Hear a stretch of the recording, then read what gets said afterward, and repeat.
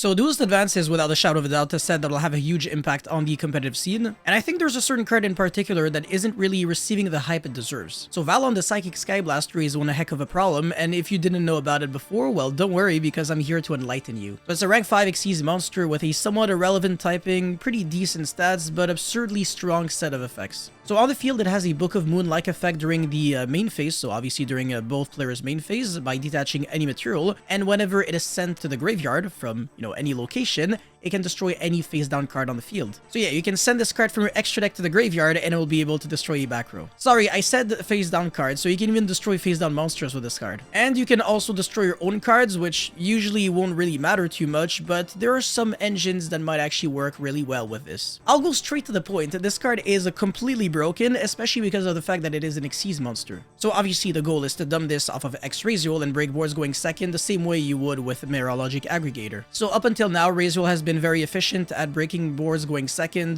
filled with monsters thanks to Mirologic Aggregator and all the chain blocking. However, Ryzeal has never really been super amazing at pushing through back rows, so if your opponent had cards like Solemns, it would actually hurt you quite a lot. Now with a single Ryzeal, you can not only dump Vallon in order to destroy their back row, you also get the ball going at the same time, which applies pressure like crazy with one single card. And obviously paired up with Aggregator, Vallon turns Ryzeal into such an annoying deck that I genuinely think that it's not really scared of anything going second anymore. And not just going second, I mean, you can take advantage of this card even going first. You can dump it off of X, obviously, and then when you make your detonator, you attach it back, and then when your opponent sets a bunch of back row and then starts flipping them on your turn, then you can just detach the Vallon, destroy one back row, and then Vallon is gonna fall off and then destroy another back row, and obviously it's just a lot of destruction off of like one single card. Now, I will say you can actually do some pretty cool things if you play the toy engine in your deck. So obviously your Ryzeal could dump Vallon, then chain block so that your X cannot get hit by Ash, which is really interesting, and then you destroy your own toy soldier, it comes back, you search, and then you just pop off like crazy, and you don't really lose to any hand traps in particular. There has to be more interesting cards that you can pop on your own field with Vallon on turn 1, but obviously you get the point, this was just like a random example. Now, of course, this card is completely busted in Ryzeal and all, but Vanquished Soul and rank 5 decks can also play it. Let me rephrase this actually, anyone can play this card. This is an extremely powerful Ultimate Slayer target and actually solves a few issues that I have personally encountered. So sometimes you chummy or droll your opponent, whatever, any turn skip, and then your opponent just ends on like Detonator Pass and maybe like either a Ryzeal Cross face up or a set back row. So if it was a Ryzeal Cross, then obviously there is somewhat of an incentive to go like Ultimate Slayer, send the Aggregator and then bounce back, whatever, etc. And so that if your opponent had like a duo drive on the field with one material, then at least the Ryzeal Cross would also get negated. But in the world where your opponent has Ryzeal Detonator and let's say like a face down Imperm, obviously it makes a lot of sense now to just send the Vallon so that you're not only bouncing back the Detonator but also destroying Imperm, so you're killing two birds with one single stone. So in other words, by playing both Aggregator and Vallon, you get complete coverage, because now if there is like a face up card that you're really scared of, you can just negate it with Aggregator, and then if there is like a face down card that you're scared of, you just destroy it with Vallon. Now of course, extra deck space might be a little tight for you if you want to start playing both Xyz monsters in your non-Ryzeal deck, but some decks like Vanquished Soul really don't care because they can actually just Xyz summon the Vallon. Because again, it's a great card on the field too, since it's also a Book of Moon. With all of that being said though, there is one more thing I absolutely wanted to say. So Vallon will be a huge game changer because of how it adds a new dynamic to the game and how it is worded. So the card doesn't actually state target one face down card on the field, destroy that target. No.